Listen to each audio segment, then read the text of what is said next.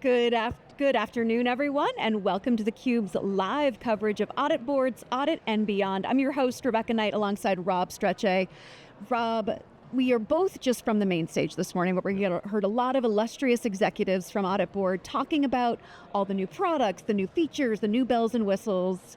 Lots to talk about. Yeah, a ton to talk about, and I don't think there's two better people to talk about it with, because a lot of the innovation that's coming out and really taking the toil out of audit and risk and compliance is right here. So I'm very excited. So with that, I would like to introduce our next guest. We have Anton Dam, SVP of AI and Product at Audit Board. Welcome, Anton. Thank you. Great to be here. And Happy Wang, Chief Product and Technology Officer at Audit Board. Thank you so much for coming on, Happy. Thank you. I'm super excited to be here. Yeah, so actually I'm going to start with you, Happy, because of what we were just talking about here with all the launches of these new products and features, including the launch of Accelerate. Can you walk us through a little bit about how this solution builds on Audit Board's existing capabilities? Yes, sure. So last year we introduced the AI features first time into our core workflow. If you remember, we had AI intelligence recommendation. We have using AI to summarize a lot of the description, generous issues. We got a really good wow factor when we reach the customer. So then we know there is a lot of appetite in this AI world, right? Even in the risk audit compliance. So this year we double down. We double down a lot of AI investment. That's why we created this accelerator. Accelerator is really try to build the same principle. We want to purpose build, have a human intelligence loop. We have, intuitive user, core user experience, and we embed to even more workflow. So if you look at today, we elevate to a document intelligence. You can summarize a lot of documents, just spell to the narrative and the flowchart. We did scenario planning, which is really turn the risk people from operation to a risk enabler, right? We take the massive data for them so they can look at data, create a scenario planning model, stress testing, so they become a strategic enabler. We also did a security questionnaire. We have tons of questionnaire. We can load into the spreadsheet, we're mapping them and they're in the same format. So literally we up level, all the AI capabilities really super integrate into a day-to-day workflow. Yeah, Anton, I think, again, everybody looks at AI, and sometimes there's trepidation with it, sometimes there's embracement. I think where you guys are really focused is that on how does it help people reduce the manual work, and how does it become their assistant in this? Could you elaborate on kind of, I think there's, people still on the risk side are trying to figure out agentic technology and agentic AI, and how it becomes auditable, traceable, and secure, because obviously you do that for people, but you're also having it in your product. Yeah, so I think, I just want to get this straight out of the way. We build for users, we build for humans, and that underpins everything that we do. And so, the practitioner and the organization are always fully 100% in control. Right, that's the core principle with how we build these things, and you saw it in our keynote. And if you get a chance to see a demo from the folks behind us, you'll see that too. Every single thing that happens, every action, every record, every recommendation, before it gets entered into the system of record, either gets approved by human or there's a process.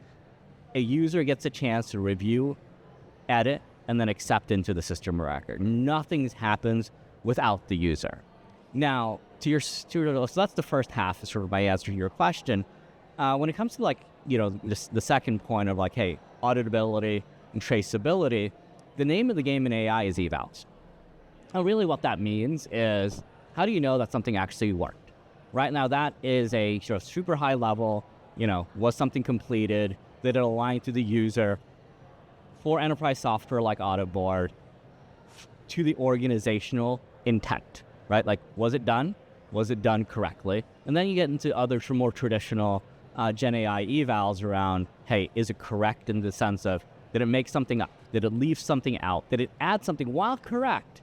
Maybe shouldn't be there, right? And so that is sort of, so that evals framework to make sure that whatever goes live and gets in front of a user is correct. And then second, over time, does it drift, right? Like you'll hear things about model drift and all those kinds of things because, hey, AI gets deployed, users use this, it's a live system. And again, to what degree do things change? Do models change? Do how people use it change? And all the guarantees that we have in place when we deploy it are still correct. So that's observability, right? And I think it's also useful to remember that like our goal isn't to have the best Q&A system for audit and GRC. Our goal is to save people time and enable our users to be more strategic. Now, what that means is that we need to enable our users with, AI that helps them accomplish long horizon, or like in more layman's terms, long-running multi-step tasks. And so it's a very complex evals framework that lives on top of the foundation models that our great partners at OpenAI and other places provide. But really, like once you get that sort of right, then things really begin feeling like magic. Well, one of the things that you said that really stuck with me on the main stage was you were talking about how when you were first beginning in this profession and you were meeting your new colleagues who all were super smart people, but stuck doing this really repetitive, boring stuff. And even young Anton could recognize there's higher value problems that we could have these sharp minds working on. And I know, Happy, you've talked about AI not just being about efficiency, but about being about empowerment. Can you talk a little bit about how you envisage this becoming playing a more strategic role in an organization? Yeah, the world is changing, right? So every single person, even my own role, how I see myself, I've been in tech for the last 20 years. How I lead an engineer product team, even 5 years ago compared to what I do today is already different. So our goal, one of our AI purpose is to amplify human potential. So our auditor, CIO, CISO, we've been talking to them. There was a lot of part of work they're passionate doing. They love to do, but there are a lot of part of work they didn't want to do, right? It's very manual work. Let's talk about audit. There was a lot of manual tasks. We know 70% time they work on the field work is necessary to complete audit planning, but it's not the most fun job to do. So our goal is really to using AI technology, right, to help them to get rid of those work no one wants to do and then really level them up, right? That's called empowerment. Because everyone wants to see themselves strategic, be smarter. So the way you elevate them is give them a smart task, right? And automate all the, manual work, which is a lot of tedious work. And then the other way is we want to also, a lot of people in this role, when I interview with customer, they feel they don't have the voice on the table because all they see is every time they go to give the report to their board, to the CEO, oh, here's my finding, here's the things you do it, right? And no one really appreciate that. However, what they really want to do is they always just happy. Sometimes I also feel if I can tell them early, right? I have a strategic view instead of just coming and give you a board reporting, and I actually can help a company better and mitigate risk early and more impact. So how we actually make them be more strategic, also have to free up their time, right? Because right now they're doing all those kind of, tedious work. That's why all the work we try to do either is a summarized document, continuous monitoring, shift our compliance officer just look at, evidence request every day, manually pull, and give the visual part, right? They can connect, they can continue monitoring all the system. Those is very important. And the most important thing is we really think AI is a key component to really achieve our connect risk vision. Okay, so this is our big ambitions for AuditBoard. We want to be able to category defining connect risk, right? Everyone talk about it. A lot of our competitors talk about it, but no one has done that beautifully. We think we have a lot of advantage, and we using AI power behind the scene. We can really connect all the data, right, from the risk, issues, compliance, framework, policy, you name it, right? If you look at our connect risk vision, is all the bundle solution, all tie back is the core data in the flywheel in the middle. So our goal is now to replace your job and to help you do your job better, smarter, and all of a sudden you become people look at you, you're a strategic player in a company. It's not just, operator just always give you the, The boring reports. Yeah, I think actually I love the visualization with the bow tie analysis and the scenario planning. I think in particular, the scenario planning got the loudest ovation in audit, which I'm not surprised because there's a lot of toil, as I put it, that goes into scenario planning. But you guys seem to really be using agentic technology, which is more than just a chatbot, right? And I think, why don't you kind of talk to how you see agentic, because it looks like you're leveraging ML and other things and bringing that together in things like scenario planning that help them get a better view into that. Yeah, so I think that first, right, the word agentic takes on a lot of meanings, but I'll sort of try to keep it at least sort of how we view the world, right? And this is not getting into the semantics of what's an agent, what's agentic, no, but really it is how do you help a user complete a long-running multi-step task. Now, short term, right, that means that you want to enable co-pilots that allow users for every step along the way to complete things very quickly with a lot of context automatically pulled for you, meaning that typically today, especially in workflow tools, everyone has 15 tabs open and they're trying to stitch things together. No, really what you really should be doing is you press a button or you type in a small little thing and you get a result that you can review that distills all that information out there for you. So then two things you get. One is the result itself and also all the references. So you saw an automated security questionnaire. You want to have some confidence that the system's not just making stuff up, right? And so where is it coming from? And, again, to be honest, it's not perfect, right? Mm-hmm. It gets things wrong at times, and that's why human in the loop and the references are hypercritical. Now, where does this go? And again, the thing I want everyone to remember here is a 90% system for a long-running in a 5-step process will fail.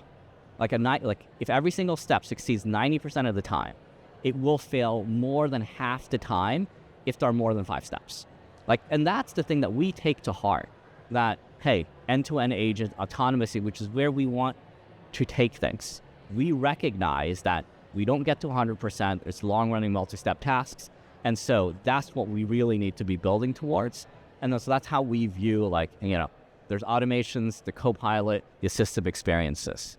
But so many organizations are wary of that, especially as they're experimenting more with AI. Mm-hmm. AuditBoard serves more than half of the Fortune 500. Can you talk a little bit about what you're hearing, what feedback you're getting from those customers as they start to integrate AI into their risk? Yeah, I think I would sort of say there are 3 things. Number one is there is a top-level mandate from senior management, if you will. In some cases it's the board, sometimes it's CEO, but really... Sometimes from a board. Yeah. Teams have to do more with less.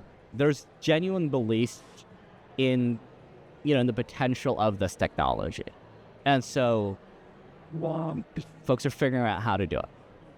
Now, I think so that's number one. Number two is when they're trying to figure out how to make it happen, they're trying to review what their stance, their security posture. And so, this is why we acquired FairNow, because governance of this is totally different. Actually, the only other analogy I can think of is IT risk. 50 years ago or 40 or 30 years ago, there was no real risk management. All of a sudden, these things like computers and internet started showing up, and that's an entire broad attack surface for the enterprise.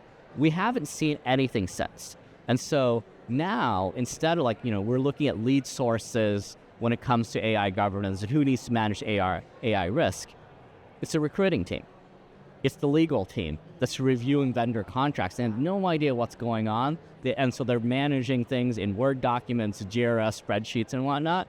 And they just need a tool that tells them what do they need to do in the world, what are some best practices, and how do they continue delivering their products and their services to their customers while managing that risk. And so that's why the FairNow acquisition for us is hypercritical to where we believe this world is going. Yeah. So kind of final question to bring it home here. where do you see risk management going, and what's kind of your focus in the next year to come as you continue to differentiate yourself from your competitors? I can take this too, which is like, I think I would say two things. One is completeness. And so, like, we're launching a lot of really exciting AI capabilities at this conference today, and I'm hoping that everyone that's watching this, everyone that sees the demos behind us, can see really where this is going, like the real potential of this and how it can be impactful from day one. But it's not in every single workflow. And so, actually I had another interview like yesterday, and one of the things I said is like, we believe that we have to meet our users where they are. We love our platform. We believe that a lot of the work and a lot of value can be accomplished and achieved within our platform. The reality is people use the tools they use. Now, so you have two choices. You can try to force people onto your platform, or you can meet them where they are. Some of our competitors, theCUBE competitors, have chosen the former, but because we build for our users, we're meeting them where they are. So Excel is the perfect example there. Most of our platform, most of our users live a lot of the times in Excel. We're extending our platform into more Excel-based, sort of extending our platform to deliver these capabilities that you've begun to see in our launches this week to Excel. And so like they don't have to change everything that they're doing just to get this value, get these capabilities right away. So that's number one. Number two here, that is like, as you saw with scenario planning, it's this really powerful capability to sort of imagine, hey, what are the things that might happen? Now, a key component to that is data. Data, not just internal, but what's going on in the world. And so that combination between internal and external, we've done a little bit of it, we're going to do a lot more for different types of private and public data. And so what I always used to say, I used to say that like the best stories are always private. How do you leverage your internal data? But reality hits you when you walk outside. And so that combination is really what we're going to invest into going forward. So again, completeness and enablement is where we're going. Well, Anton just gave us a great thing, but Happy, we're going to give you the final word here about where this is going. I think the most important thing is, that's why I keep going back, it is I want AuditBoard to be able to achieve this connected risk. When I say connected risk platform, it's not just a platform, it's an ecosystem, right? So for me, risk can no longer be isolated. There is a million types of risk. So obviously AI risk is on top. You have cyber risk, but every single risk, they correlated, right? They're connected together. So you cannot treat, you cannot just mitigate. What I try to say is you cannot just mitigate risk in a silo motion, okay? So what we try to build is to build a platform to connect everything together. You have visualization to see which part of the risk and trigger the other part of the risk. And then on top of that, we create action plan for you, right? Because we talk to customer says, don't show me just a dashboard, everything's red. I don't know what to do with that, right? So we want to give you insights, okay? We want not only tell you where your risk come from, always tell you how to mitigate the risk. And obviously the end vision is always be able to predict, right? There's a lot more work you do. I mean, predict, we starting to try to do some work here. Obviously, we have to trigger the model. We have to look at all the data points, look at all the historical pattern stuff. But if we also can really shift more left to be able to surface risk a lot sooner than you actually coming to you, it will help to mitigate a lot of business impact. Terrific. Well, Happy and Anton, thank you both so much for coming on theCUBE. A great conversation. I thank you. Thank you so much for having us. Okay. I'm Rebecca Knight for Rob Strechay. Stay tuned for more of theCUBE's live coverage of Audit and Beyond. You're watching theCUBE, the leader in enterprise tech news and analysis.